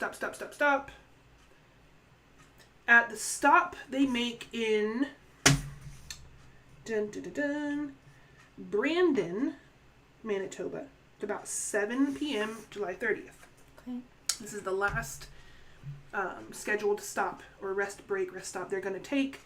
They, every other time people have gotten off, stretch their legs, get some snacks, go take a smoke break, whatever, and then they get back on. They have about 10 minutes at each stop to do whatever they want to do, and then get back on the bus. Some people change seats anyways just because they're like, oh, yeah. Mm-hmm. Vince stays in the front. Tim stays in the back. At this stop in Brandon, same thing. They get back on the bus. Vince stays in the front. Tim goes to the back. About 15 minutes into their continued ride east, Vince just stands up suddenly, says nothing, walks down the aisle, kind of looking again. He has sunglasses on, right? But he's kind of doing this down the aisle a little bit, and people are kind of like a little standoffish because he's like, "What are you doing?" Yeah. And there's an empty seat next to Tim, and Tim kind of looks at him and smiles and nods, and he puts his head back down. That's the only interaction they've ever had in existence. Wow. Vince sits down next to him. And this is where, if you remember back to the very beginning of the episode, I had you close your eyes. Yes. This is toilet paper. Right. So he sits there, he's got his toilet paper, his sunglasses. The guy across the aisle is like, weird. Right? And he decides he wants to go through his bag on the floor. So he puts the toilet paper between his chin and his chest, and he's rifling through his bag. And then he pulls out that knife, and then stabs Tim in the neck and chest multiple times. Oh, Tim yells. That's when people are like, starting to think they're having a fight, an altercation, and quickly see that it is one-sided. Tim had no possibility, no opportunity to defend himself. Oh, no. That's when the "stop the bus" yells. Whoever said that. Bus driver looks in the rearview mirror and sees something's happening back there. He quickly pulls over on Highway 1 on the side and pulls the emergency immobilization, which I learned is a thing. It literally creates a block in the engine, and you have to have a specialized key or something to undo that. Oh, wow. So, I didn't know that was a thing. Quick thinking on the bus driver's way, whatever. People are kind of storming toward the door to get out. And I think he's one of the last ones out. And then there's another, a completely unrelated truck driver guy passing by. He pulls over to see if he can help. Wow, good people exist, right? And these are happening, very quickly, right? You have this guy, and I have their names. I want to say their names, because they're helpful people. Bum, bum, bum, bum. So Brian Cox was the driver of the Greyhound. We have completely random. Yeah, Chris Alguire is the truck driver that pulled over to help. Thank you. And then we have another man who was a passenger, and his name is Garnet Caton. Oh. Probably French. Is Canada. So these three men quickly decide, we need to stop him from leaving the bus. Yeah. And so every time they would try to get on the bus, Vince is coming down. He's got the knife in Tim's head in the other hand. He looks just crazed, right? And so they can't get on without becoming victims themselves, those kinds of things. Yeah. Police have already been called. They're on their way. They get there pretty quickly, within about 10 minutes. When the RCMP arrive, I have issues with what I'm about to say. Okay. And of course there's reasons, but I don't agree with them. RCMP arrives. Royal Canadian Mounted Police. Thank you. It's the police officers, right? They can only see what's happening from the outside and take witness testimony of what happened on the inside of the bus. Okay. What they see is one person moving. No hostages, right? Okay. Because from all the statements and testimonies, it's very clear. Your head is off your body. You cannot come back from that, right? there is a victim, but he is deceased, so there is no living hostage on board the bus to rush in and save. Okay. So they create a perimeter. They call in for the emergency rescue team. Call some negotiators. 4 hours go by. These passengers are still, it's the middle of the night. These passengers are freaking out, traumatized. Oh, there's still people on the bus? No, they're on the highway. Okay. They're on the highway, but they're on the shoulder of the highway. Okay, so no one's on the bus except for Lee. Vince and Tim. Okay. So we have this perimeter, right? Okay. We have the people, all the specialists called and everything. All the poor traumatized witnesses are over here like huddling together and like, while this is happening, this is where I have the problem why they didn't intervene. Because, well, he's already dead. What else can he do? It turns out a lot. Everybody is watching from the road now. You know, the witnesses and the police now, and everybody's here watching Vince cutting pieces off of Tim's body. Oh, God. And, like, completely dismembering him, placing those bigger parts in plastic bags, and scattering them around the bus. While also, some of the smaller parts, like his nose and his ears, he decides to eat. Or shove in his pockets if he's going to eat them.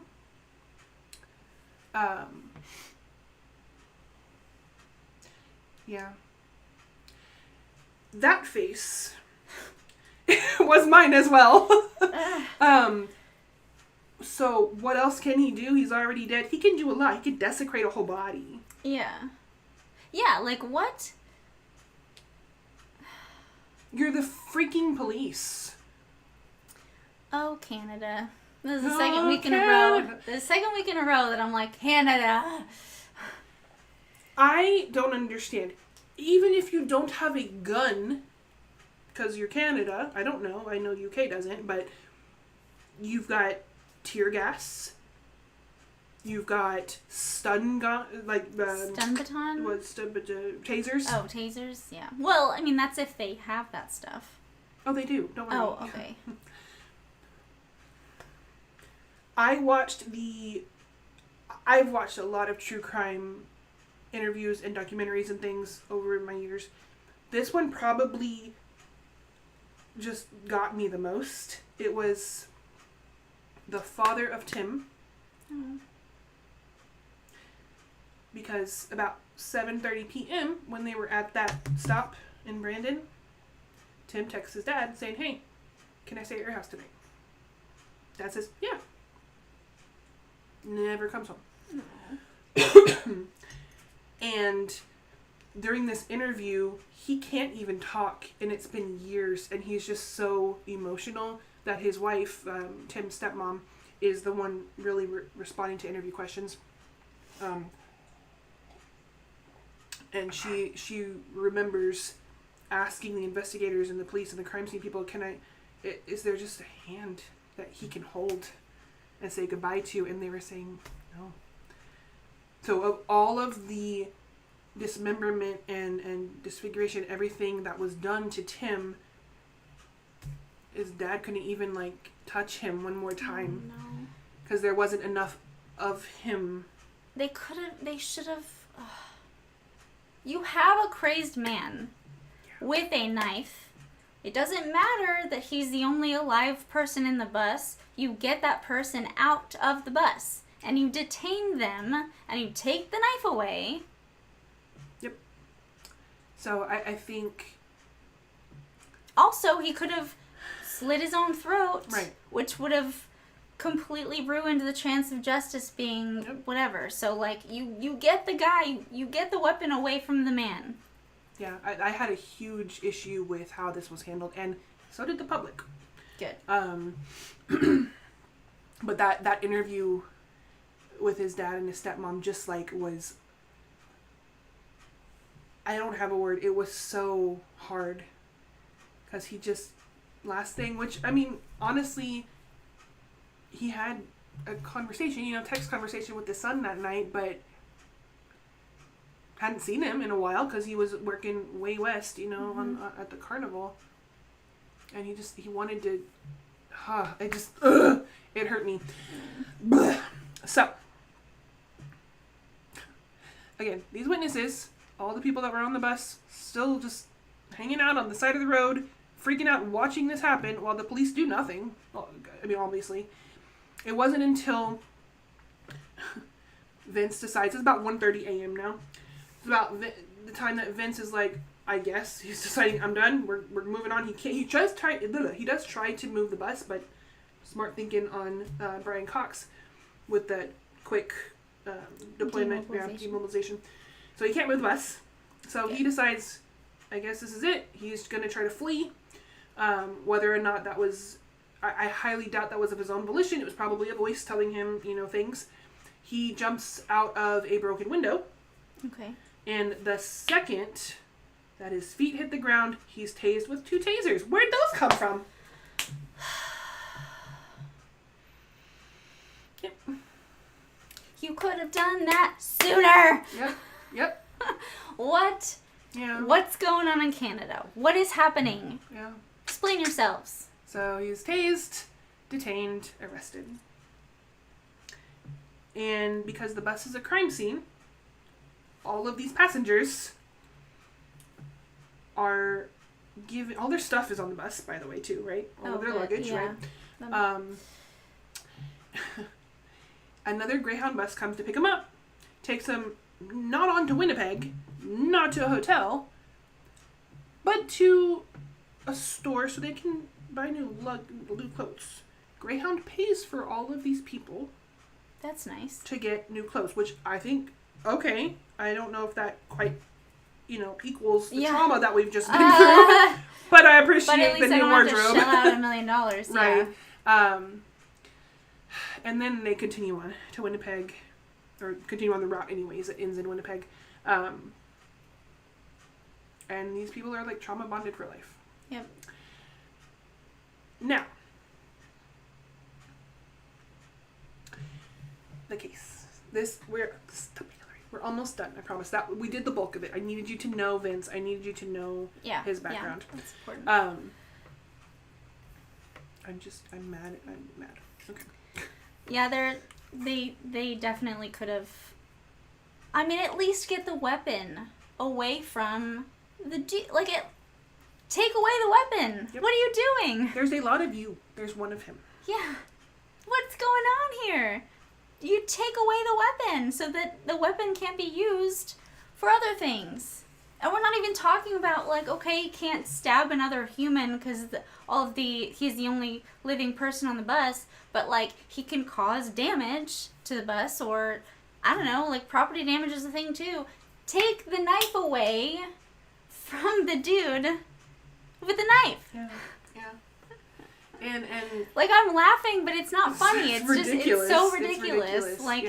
What are we doing in Canada? What are we doing?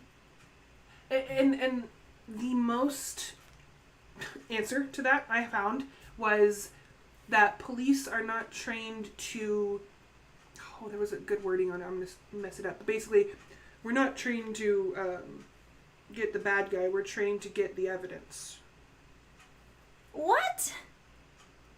Wait, well, my understanding of police is really wrong. What? Okay, Canada. What?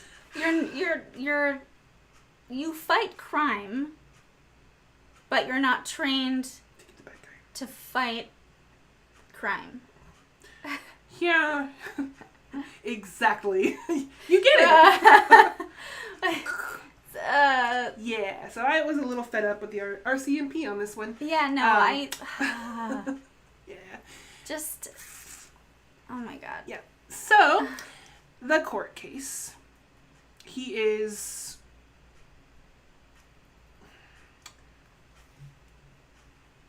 observed. He is interviewed. Doctors come in and Assessed. Thank you. Okay, right. By criminal psychologists, criminal psychiatrists, all kinds of people, to determine if he's even criminally competent to stand trial. Mm-hmm.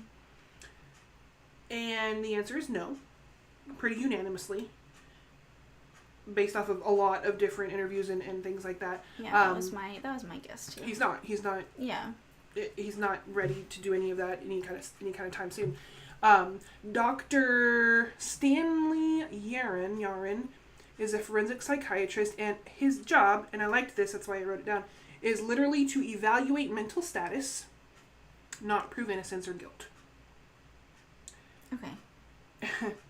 And he determined mental status of Mr. Vince Lee over 19 interviews. So pretty substantial evidence, observational evidence, that he's going through something big. And Dr. Stanley Yaren does diagnose, finally, Lee as, quote, suffering from schizophrenia with active psychosis, end quote.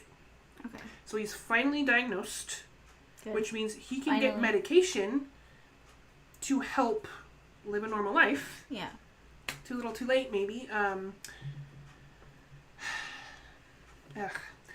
He is therefore not tried in a court because he's criminally insane. Okay. So he is sent to, where is our, I have it, I promise I do. He is sent to a hospital. I'm trying to find, there it is. Selkirk Mental Health Center in Manitoba. Okay. And there, he is given medication consistently. Good. His movements are very much controlled. Treatment is mandatory. Mm-hmm. You can't be like, nah, not today. Yeah. It makes me feel funny. Nope. This is your imprisonment for right now. Constant evaluation, daily.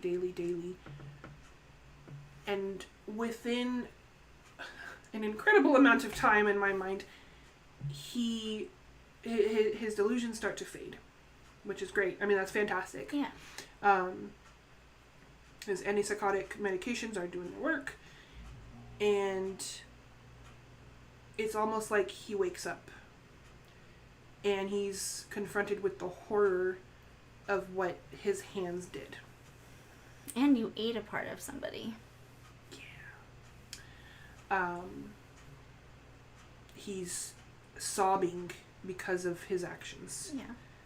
It is true remorse shown. And this is where I think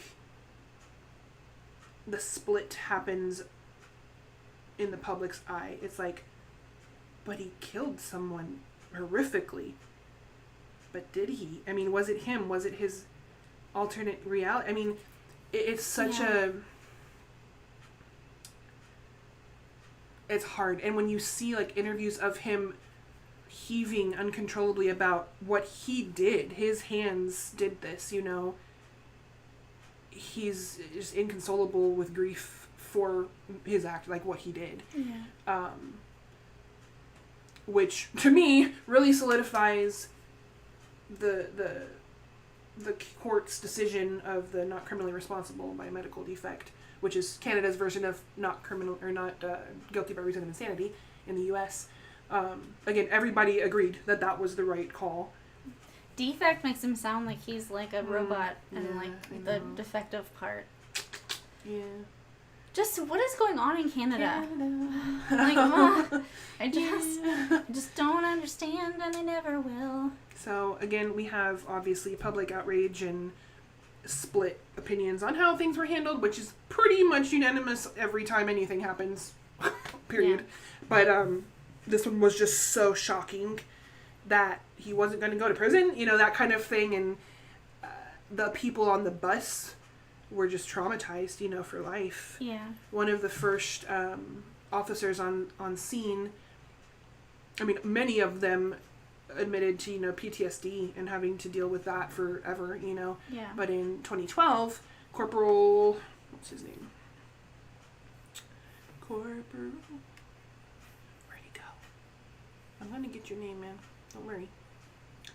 Corporal.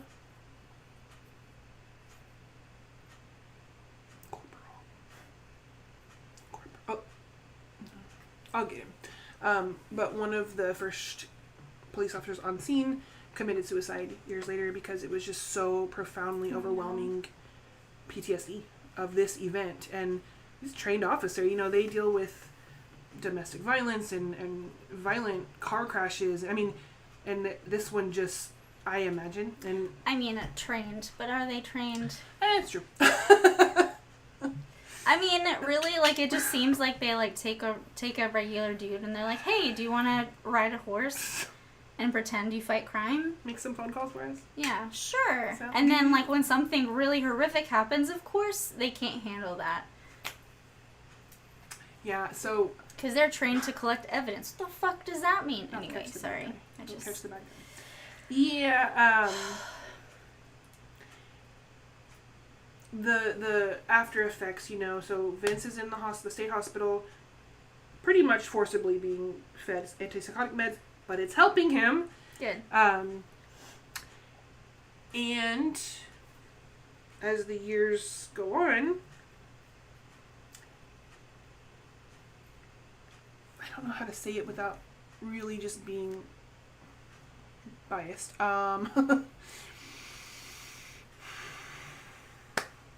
He stabilizes, I guess is the best way to put it. Okay. Good for him. Yeah. Does that mean he should be free? No. But he is stable now. So they let him out? Yes. You still did the bad thing. Yes. And I'm sorry, and I really am. And my heart goes out to this man because he was completely hijacked by schizophrenic delusions and his psychosis. Okay, next week we're going to talk. My case next week is completely the opposite of this one. Great. No sympathy whatsoever. Okay. But, spoilers. But this one I have all the sympathy in the world. But right. You still did the thing that was wrong. Absolutely wrong, and you still did the thing. I agree. So you should have to... But they found him not criminally responsible, so he legally cannot be tried for But there's a chance. What if he goes off his meds? That's my thought, because who decides? That was one of my major questions. Who decides that he should be free? There are a lot of steps and like review boards and things like that. And someone has to decide that the risk of him reoffending is either non-existent or the strides he's made positively outweigh the possible any possibility other than zero, he can't get let out. If there's any chance that this man is going to reoffend, no. Mm-hmm. Yeah. Also, because he was never tried in court, there's nothing on his record. Oh. Perfect. Mm-hmm. So he can, like, get a job at a school and work with kids, and then one day he decides, I'm so sick of taking these medicines every day, and then one day he starts getting delusions that God is telling him one of these kids is an alien, and then he murders a child and traumatizes a bunch of other kids. Mm-hmm. He also changed his name. Okay. Because of the negative media surrounding the event and the outrage that he was released and absolved of everything. So he changed his name. He is now Bill. What's his name? Will Baker. He's now Will Baker. Okay. Complete discharge of all charges.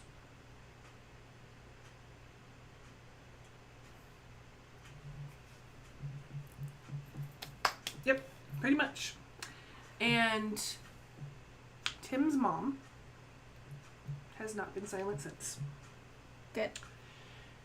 I wouldn't be either. Mama Bear. She speaks publicly about literally the daily pain of reliving this all the time and watching in real time her son's murderer live a normal, happy life. Mm-hmm. Be absolved. He can get remarried. He can have kids. Mm-hmm. He can work wherever he wants. There's nothing tying him down. Mm-hmm. He is a free bird who committed a horrific, horrendous crime, ate pieces of a human, but because he was in that moment psychotic. Mm-hmm. He is just like, I'm going to change my name. That's not me anymore. Right. That's not me. That was my psychotic brain. Yep. But you still did the thing. So your brain is still capable of it. It's such a weird, because like societally, like I feel like I have society kind of, like my inner society voice is like, that's so mean, you're so blah, but like, but think about it without emotions. Like take emotion out of it, okay? Mm-hmm. This man, he committed a crime. He committed a horrific crime. Several crimes. Yes. At the same time. And then he desecrated a corpse, which is another crime, after all the other crimes. And, like, I feel like if it were me, like, if I wouldn't want to be absolved.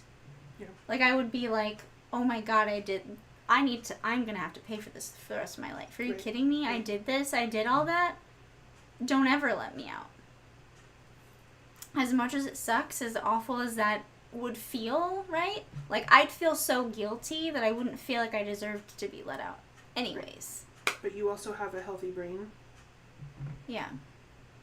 And a good moral compass. Which I think Vince Lee has the moral compass. I just think the wiring in his brain isn't capable of that thinking, maybe. Which there's a lot of. And I mean, I feel like there's gotta be ways to, like, maybe they don't need to be in an institution forever, but like at least have them closely monitored. Right. Well, in their life. So like have somebody every day come make sure they took their meds every single day for the rest of their life. Yeah, there you go.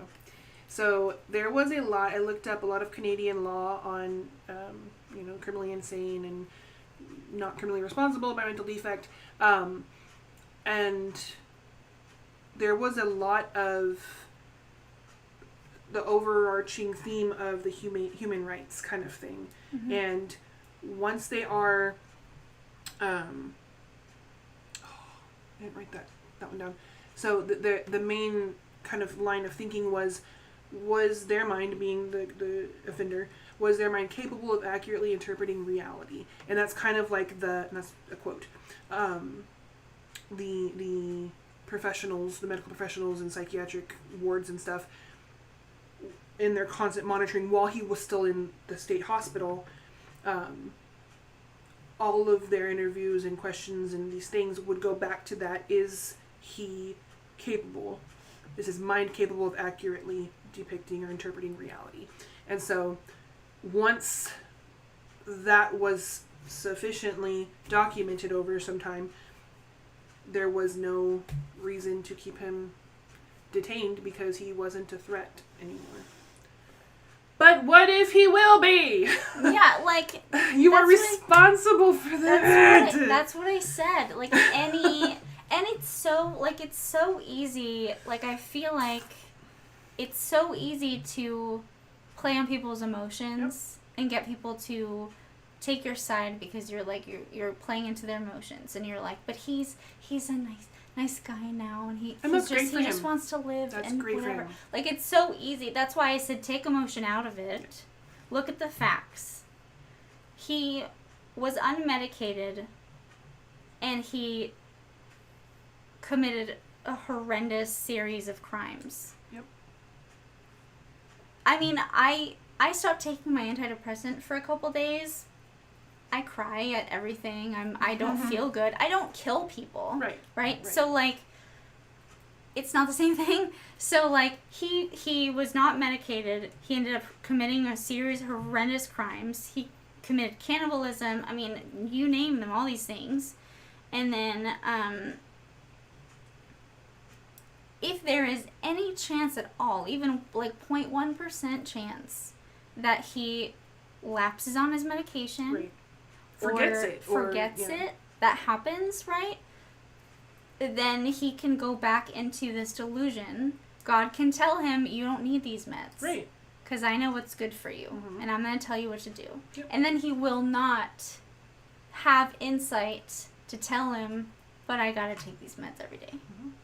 Because he'll be reconvinced that he needs to do what God tells him to do. Yep. And that's honestly the polarizing end of this whole case. You have a completely free of crime man because he was found legally not criminally responsible. So he could never be tried for that crime again. The alternative was the state hospital, the mental, psychiatric hospital, and super close, everything was monitored all the time. That's structure. Outside of that, who knows what his life, Exactly. It's the same thing, like the same conversation about inmates that, like, are model prisoners. Like, for good behavior. That doesn't, prison is not real life. It's not the same thing, right? So, like, once you're in an environment where nothing is monitored, where you can just do whatever you want, you have all these freedoms. Yep. Who's gonna hold you accountable? Exactly. Nobody. Yep. Just, and he doesn't even seem to, like, his own guilt doesn't hold him accountable anymore. Like, he was, like, sobbing or whatever, but then he still is like, but I want to live a happy, normal life, Guess who doesn't get to live a happy, normal life? Yeah, Tim. Tim McLean. That's so sad. It is. It's. Yeah, the definition of sad. I'm. Positive note. Remember the girlfriend that was pregnant? Yeah. She had her baby boy. Yay. On December 21st, 2008. Timothy McLean III. Aww. Yay. Yeah. And are they happy? I mean, is she, as happy as you can be with, I didn't get a lot on her, which kind of makes me think she just didn't want to be scrutinized in media. Good for her. There was some legislative aftermath from this. This definitely helped tip it, for sure.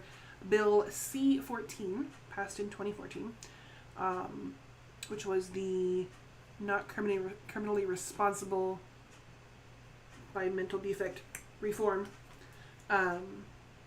where it really put a lot of those kinds of questions that we've been asking about release and things like that into play. So, again, great, but...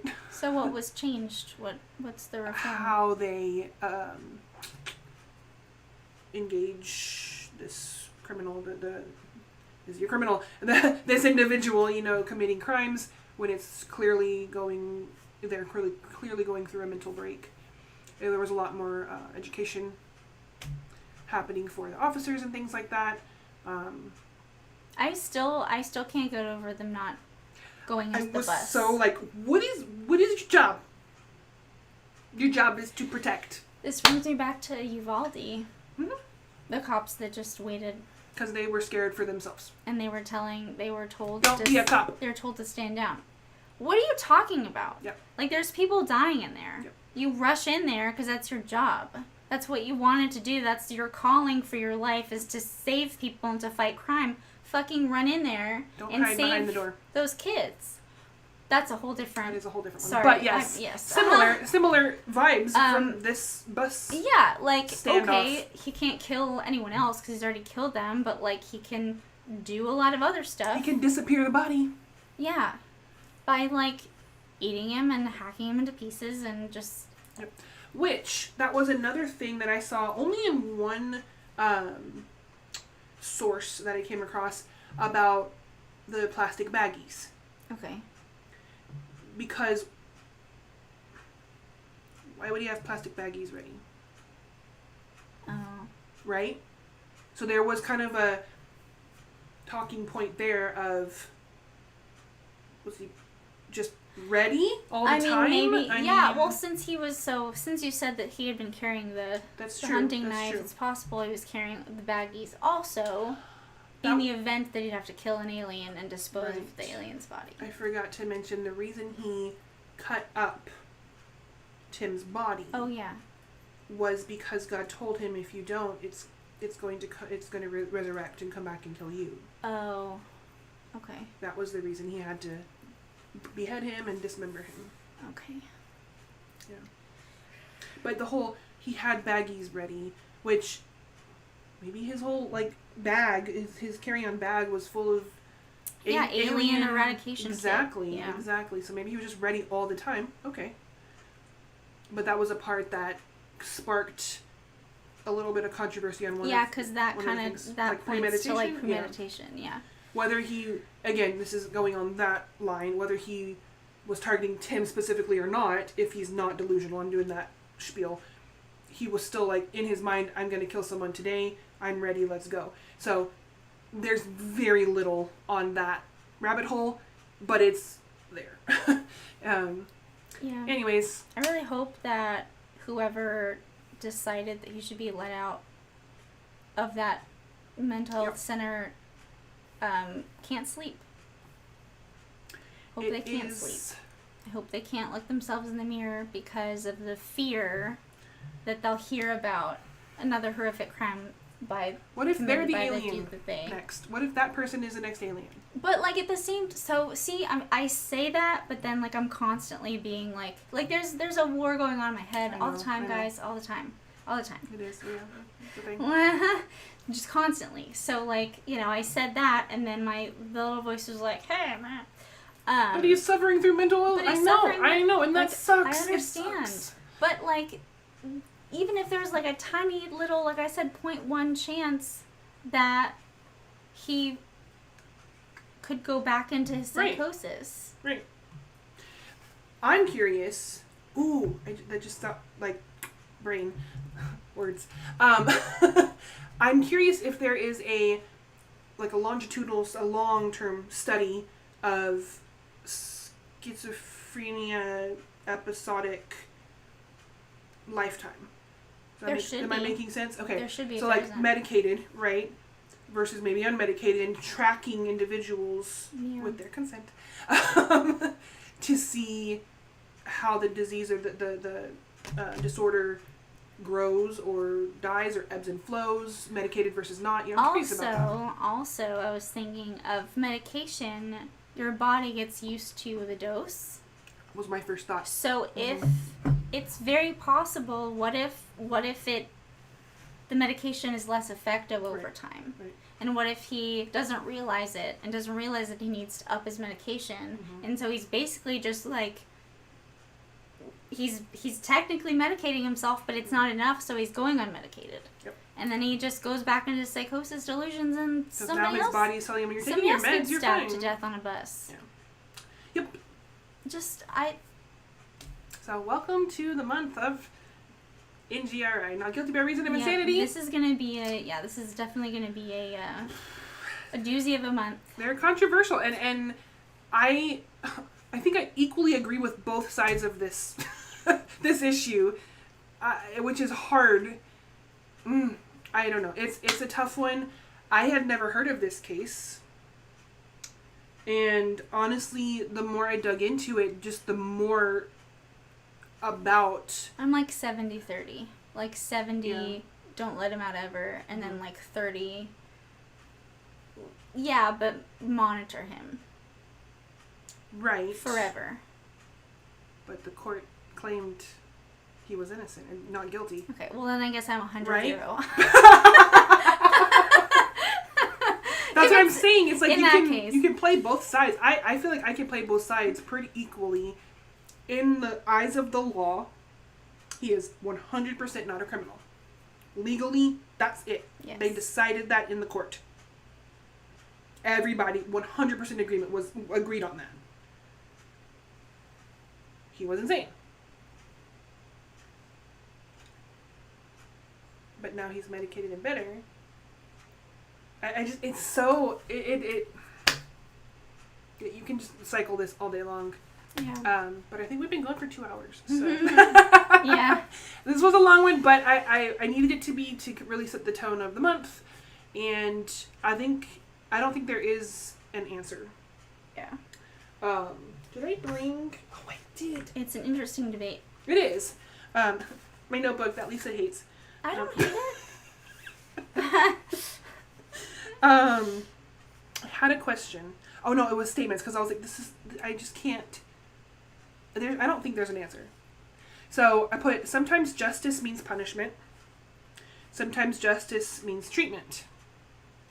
And sometimes cases like this force us to ask whether those two things can ever truly be separated.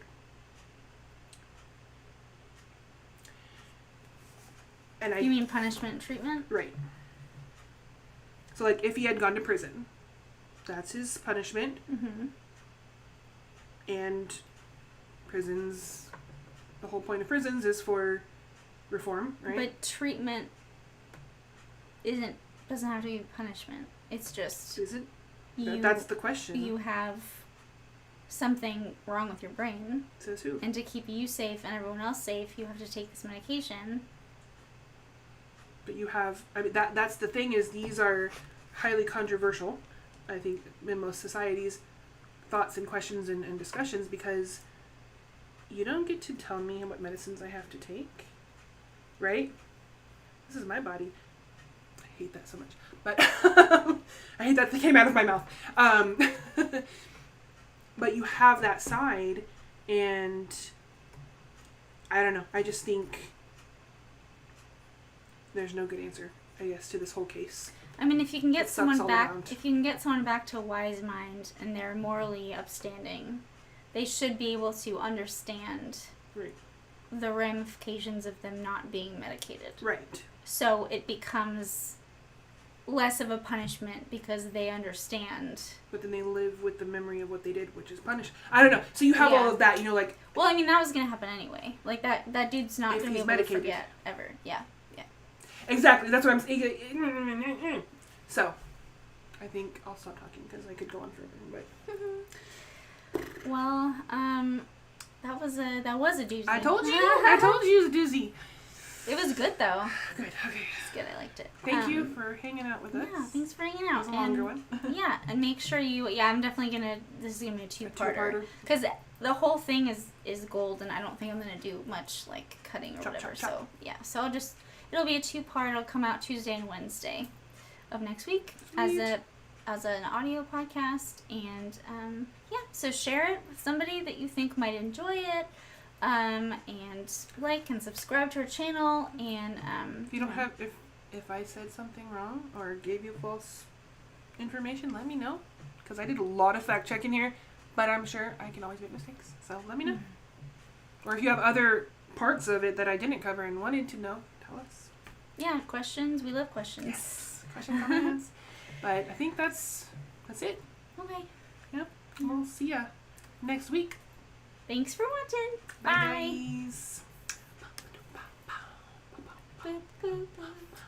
We have to stop the stream. I clicked the wrong.